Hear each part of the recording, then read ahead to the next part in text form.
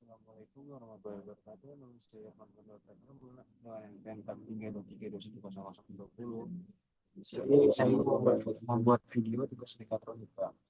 Di sini ada 5 soal dan di sini ada jawabannya. Jawabannya nomor 1, motor listrik bekerja berdasarkan prinsip elektromagnetik, yaitu arus listrik yang mengalir pada kumparan akan menghasilkan medan magnet. Medan magnet tersebut berinteraksi sehingga menghasilkan gaya putar atau torsi yang menyebabkan rotor berputar. Proses kerja motor listrik yaitu sumber listrik diberikan ke motor arus listrik mengalir ke kumparan stator. Kumparan menghasilkan medan magnet arus listrik pada stator membentuk medan magnet.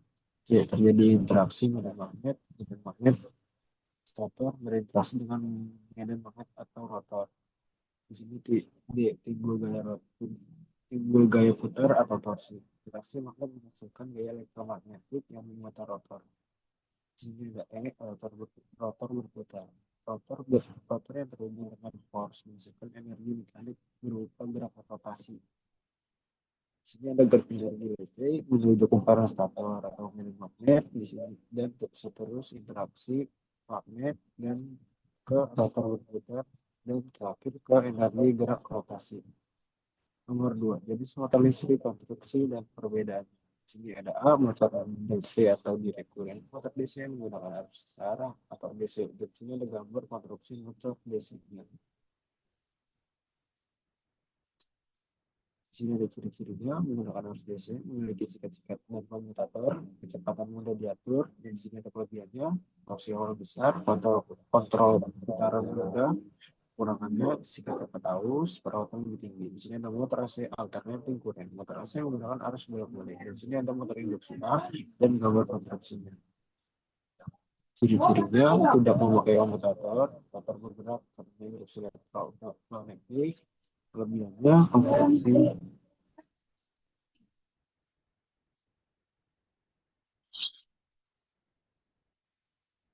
tidak memakai komutator, motor bergerak karena induksi elektromagnetik, kelebihannya konstruksi sederhana, perawatan mudah, lebih kekurangannya pengaturan kecepatan lebih sulit.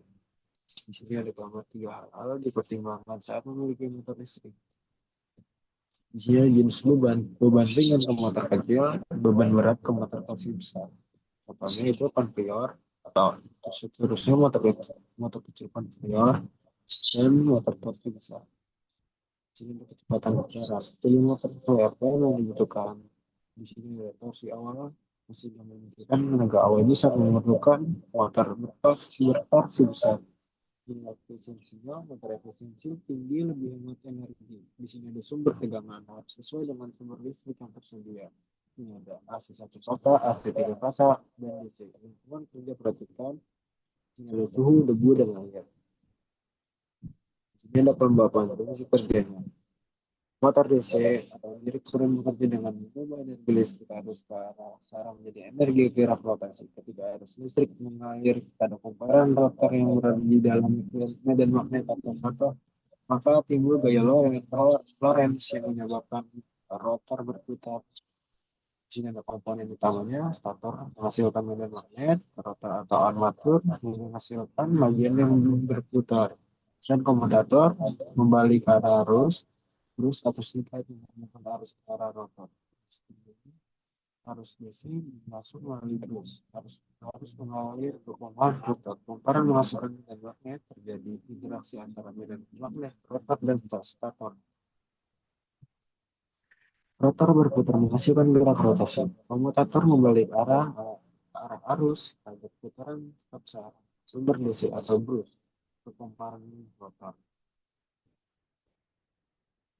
Di sini ada motor servo. Prinsip kerjanya yaitu motor servo adalah motor yang dapat mengatur posisi sudut, kecepatan, dan arah putaran secara presisi menggunakan sistem kontrol umpan balik atau feedback. Motor servo terdiri dari motor DC, gearbox, sensor posisi, rangkaian kontrol. Servo dikendalikan menggunakan sinyal PWM atau Pulse Width Modulation. Proses kerjanya, controller mengirim sinyal PWM. Driver membaca posisi yang diinginkan, motor bergerak menuju posisi target. Sensor posisi memberikan feedback. Jika posisi belum sesuai, motor terus dikoreksi. Jika posisi sudah tepat, motor berhenti. Di sini ada sinyal PWM ke kontrol servo dan ke motor bergerak. Sini ada prinsip kerjanya. Motor stepper bekerja dengan mudah mengubah pulsa listrik menjadi gerakan langkah atau step yang teratur. Setiap pulsa listrik membuat rotor bergerak beberapa derajat tertentu. Motor stepper memiliki stator berkumparan koper magnet permanen. Driver stepper proses kerja driver mengirim pulsa ke kumparan stator. Kumparan menghasilkan medan magnet bergantian. Rotor mengikuti arah medan magnet. Rotor bergerak selangkah demi selangkah. Jumlah pulsa menentukan besar sudut putaran. Di sini ada jenis motor dan karakteristiknya dan kelebihannya. Motor DC itu karakteristiknya putaran kontinu, sederhana dan murah, kontrol posisi kurang presisi. Di sini ada motor servo, kontrol posisi presisinya, akurat dan cepat, harga lebih mahal, motor stepper, bergerak per langkah, presisi tanpa sensor, torsi menurun pada kecepatan tinggi. Nomor 5, komponen gerak aktuator pada mesin milling CNC. Mesin CNC menggunakan beberapa aktuator yang menghasilkan gerakan pemotongan dan perpindahan posisi secara presisi. Aktuator tersebut digerakkan oleh motor listrik yang disesuaikan dengan fungsi masing-masing.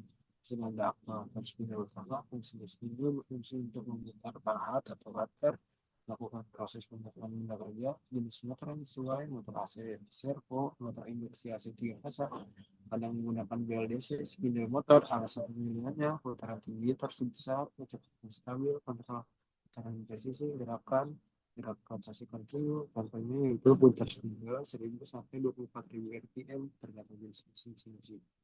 Sini ada proportional flex, fungsi dengan menggerakkan meja kerja ke arah kanan dan kiri, jenis motor yang sesuai, motor servo, kadang menggunakan motor stepper pada mesin spindle, alasan pemilihannya itu posisi sangat posisi dapat dikontrol secara akurat untuk sistem positioning,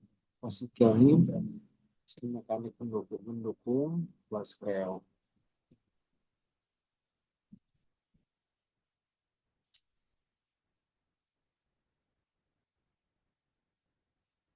Dan sekian dari saya. Wassalamualaikum warahmatullahi wabarakatuh.